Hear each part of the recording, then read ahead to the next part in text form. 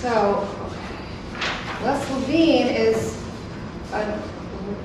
started his career in the 1960s in media, video, and conceptual art. And he came originally from Dublin, Ireland. And he's had international and individual joint exhibitions in locations since 1964, including the Museum of Modern Art, the Centre Pompidou, Museum am Ostwall in Dortmund, Kunsthaus Zurich, Lenbach House Munich, the Whitney Museum of American Art, the Ludwig Museum in Cologne, Documenta 6 and 8, Lead Gallery, and he has his lead gallery is Bridget Marsh Gallery in Stuttgart.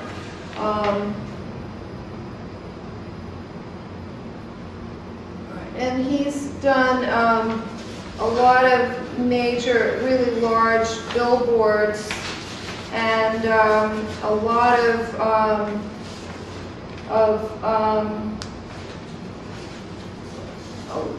all right, here, let me start with this. All right.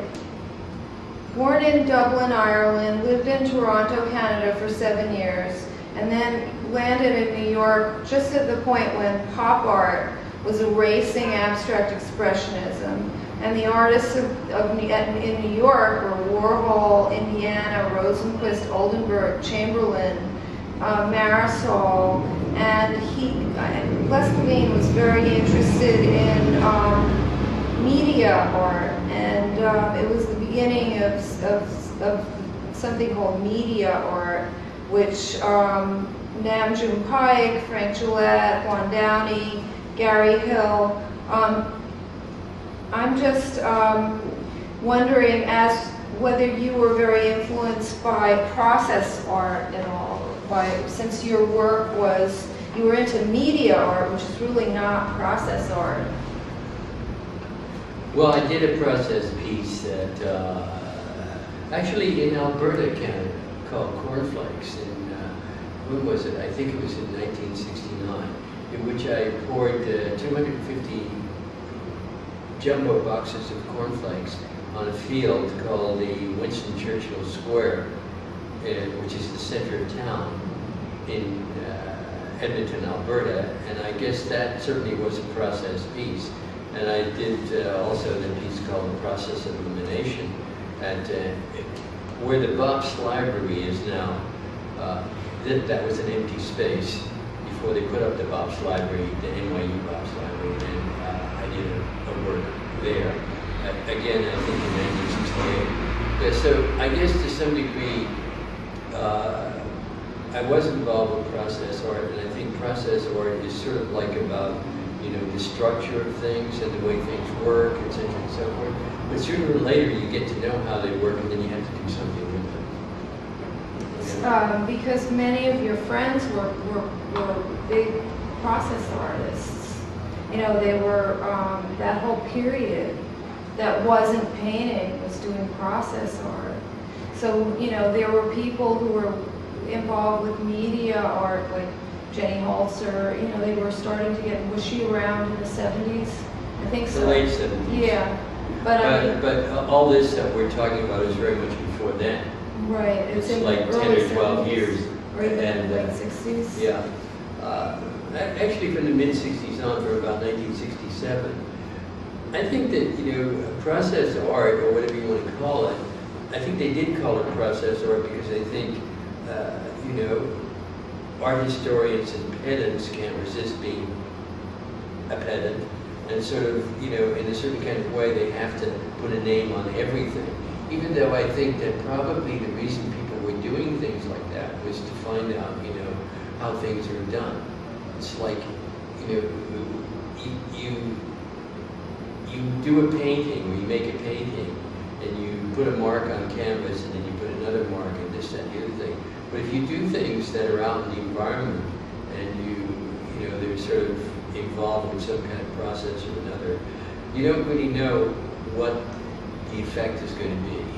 You have some idea, of course, but you're not absolutely certain.